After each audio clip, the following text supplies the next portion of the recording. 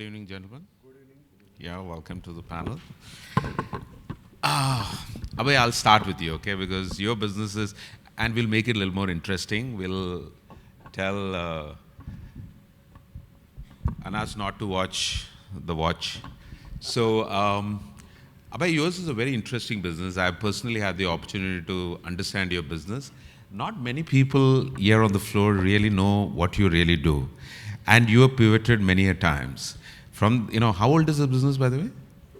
So this is a 10-year-old. 10-year Just business. completed 10 How many years. times have you pivoted? And make it interesting. I want to know everything. And talk about recycle, because people are also a little confused about what recycle does today versus what you started, right?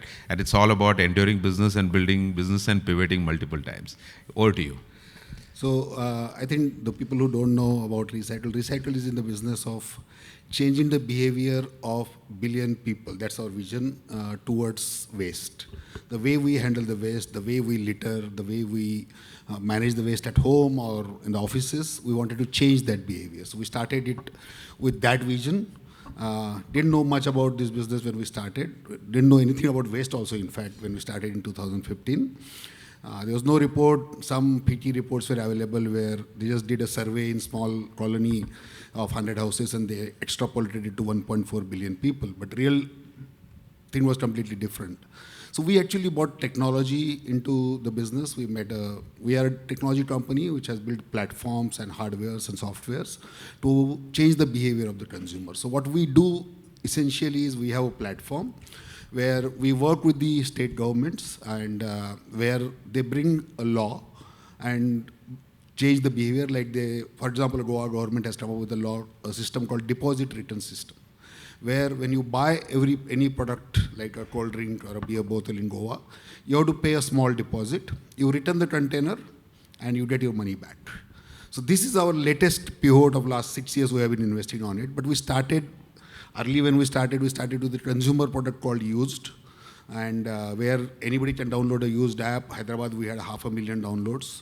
We used to get 200-300 orders per day, where people used to give all the trash to us, and we used to give them some coupons or some cash. So 3-4 pivots in between. But what we realized in the first 2 years itself, that the problem is of a behavior. It's not about the infrastructure. It's not about the available resources. Swachh Bharat came, everything came. But to bring that behavioral change, there is only one thing which can bring a behavioral change, is either a fear or a greed. And we realized very soon that fear is beyond us. Only our Prime Minister can do it at 8 p.m. We cannot do it. And so we realized that incentive is the thing which we can bring on this table. And I think that has really worked. We did a couple of pilots, and we feel that deposit return system, the technology platform, hardware and software which we have built, will change the behavior and will make India much cleaner and greener in the next decade or so. Phenomenal work. Now, Sudhakar, you've been a second-time founder. Okay, so you founded a company, you had a successful exit, and then you started another company, right? So, and when you started the earlier company, it wasn't, though the business looks the same, but it's still different. You are now in something which is, everybody talks about energy transition or renewables, right? So tell me, from the time that you started being an entrepreneur, set up first company to a second company, then to now, what has really changed? How difficult is your life today as opposed to when you started? Yeah. Firstly, I want to ice break the session. I think there is too much of AI, about AI and all that. I never said anything about AI. I'm just getting it to the bottom of your business. But I think 3 of the panelists who are sitting on the stage are least affected by AI. He is in recycle. I'm in running buses, and he's in rare earth metals. We'll come to rare earth. You shouldn't have disclosed this. We'll talk about rare earth. That's the most talked subject today. So I think this is something which is I'm happy about. AI is an enabler for us, but keeping that aside, so Abhibus was a pure marketplace where consumers used to come and buy bus tickets.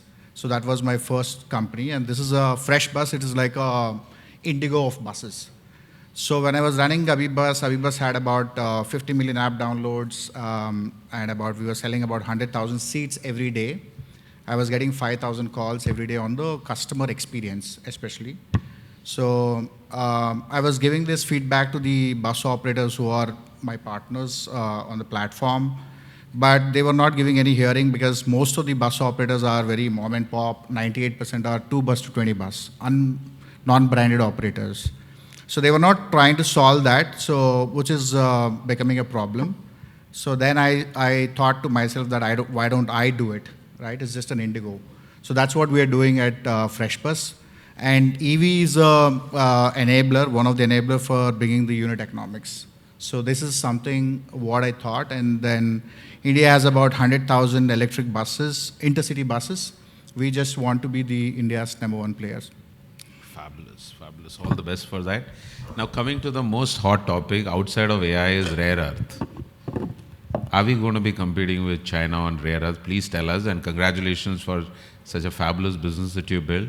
Tell us about rare earth there. I'm not sure everybody knows about rare earth. And tell us about it, and tell about Midwest and your journey of actually figuring out your business ultimately is going to be rare earth business. Right. So I would say for the first question, is India going to compete? I think India will not only compete, we will supply the world. That's what we believe in. I think it's a 10-year plan, and we have good momentum. And as usual, the opportunities come, the crisis is there. I just pray that we don't get complacent if world goes back to what it was, and stick on to the plan. So our journey has been very interesting. We are a very traditional natural stone business, and 4 years back, we said we need to reinvent ourselves, which is, let's say, we said Midwest 2.0. And obviously, every business will start with solving real-world problems. And when all the investments were coming into the country of building the semiconductors, the solar panels, the issue was you get access to capital, you get access to technology, you're still chasing the technology, right? At the end, you still are building the LFP cells. At the end, you're still building some nascent technology which is owned by Taiwanese or a European company. What happens if that's strangled again? So what was important is to look at the base problem. The base problem of these supply chains is the materials. So we identified few base materials, and we said you need to have a legacy business, and you also need to have a startup within your business. We call it the dark project. And 3 years back, we were talking about rare earths. People used to laugh at us. We heard as funny things as rare earths are not rare. Who do you sell to? You're again ending up selling in China. So I think this is something that I think at this point of time, we are lucky to be in India to have access to capital and resources, including the talent. So given that with the equity markets where they are, and you don't expect the government to spoon feed you. In fact, a very interesting number, in China, 75% of R&D is funded by private enterprise, not government. So given that we have that ability, we have that access to capital, I think we'll keep doing that, and I think we are here because of those bets that we have taken, and I think we'll keep doing that, yeah. So on rare earth especially, I think today China is still highly respected among the US, and they're not really making any fuss about it, or Trump is not going after China, is also because of the need to have them as a partner for rare earth. Absolutely. Why can't India replace? So I'm hearing from you that if we are able to supply to the world, why can't India get that respect here? Today, everybody is saying India has nothing to offer for the world, except for the brainy people who sit in the room.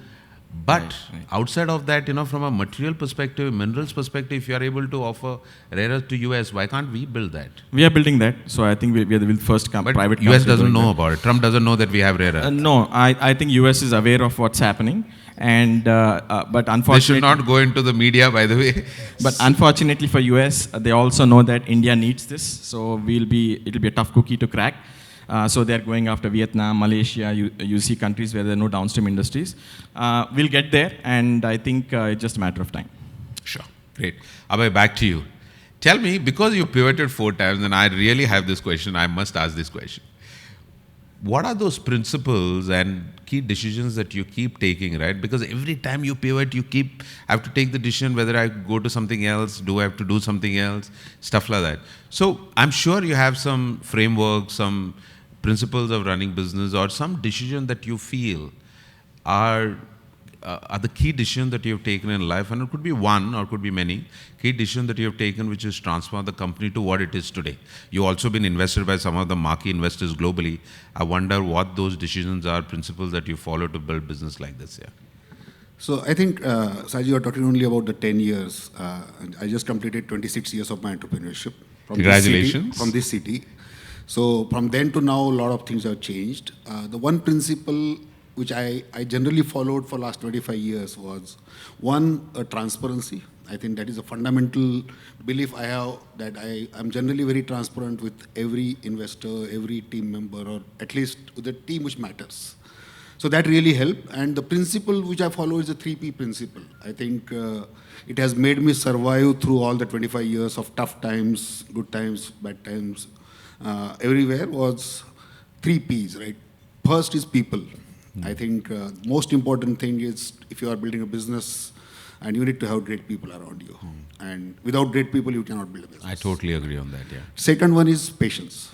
A lot of patience. We are not born with a golden spoon. We have to build our own empire. So you have to have a lot of patience. And the patience is the key for an entrepreneur to be successful. We have failed multiple times, 100 times, pivoted every time come back.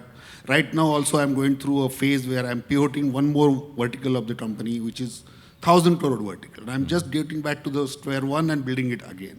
But that gives you a kick, that gives you a challenge.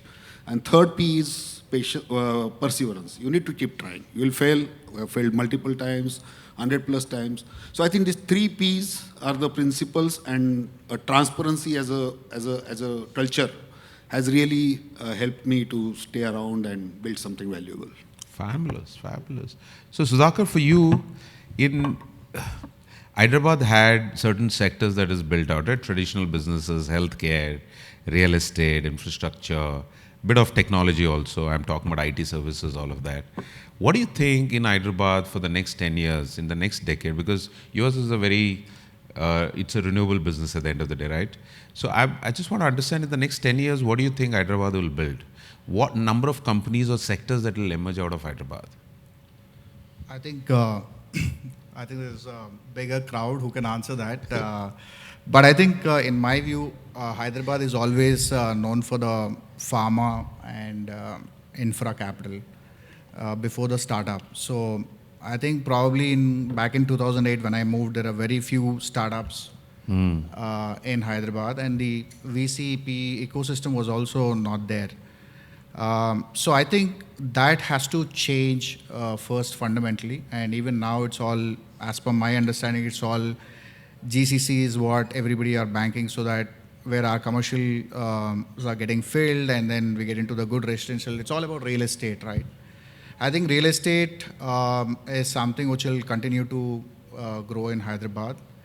And so apart from the main business, everybody are into real estate business. Every entrepreneur is in real estate business in Hyderabad. Including you? Not me. I'm like you. I'm a 99% on equity and 1% on real estate. So that's first. And then obviously the second, I think I'm seeing a new age space tech in Hyderabad. And obviously they are here. So yeah. And I think these are the few things what I'm saying. But yeah, energy transition is another area where we have multiple premier energies from here and Greenco from here. I think the energy transition and the real estate will be the sort of a way forward for Hyderabad, yes, including the space tech. That's what I see. Oh, awesome. So you said energy transition, space tech, and? Real estate. Real estate. Real estate is the traditional business, obviously, yeah. Do you have any usage of software, technology, AI in your business? Yes. So basically the speed of innovation, right? Wherever every company needs to innovate in their own way, and the speed of innovation is going to be very important. I think the fundamental thing that we have seen in the last 20 years and what the next 20 years will see, last 20 years, a lot of capital and time was the main requirement for R&D. Going forward, it will be lesser capital, but the speed of innovation. So every simulation that you need to do, every desktop study, now you need to catch up in a physical world. Now if I have to build a new material where AI is giving a model that this is what is required, I need to, 3 years back, we worked with a lab in Germany. Samples used to go there, materials. There was a 6-month lag. Now AI will be doing 100 iterations in 6 months, easily, Wow. a valid iterations, which means I need to build the infrastructure here to catch up with that Have model. you started deploying AI already in your business? So we are maybe it's a constant thing. We just started exploring, and I think we need to build our own models because this is most of material science. We're getting a lot of chemical engineering and high-end processing, and the purity of materials that we're looking at 99.999%, which means actually AI adds a lot of value there. So I think speed and luckily, I think capital, though we have access to capital, all the companies in India, but I think capital will be a lesser problem otherwise also going forward. On behalf of everyone, we wish all three of you great luck, do great, and a huge round of applause to one of the best entrepreneurs here in Hyderabad.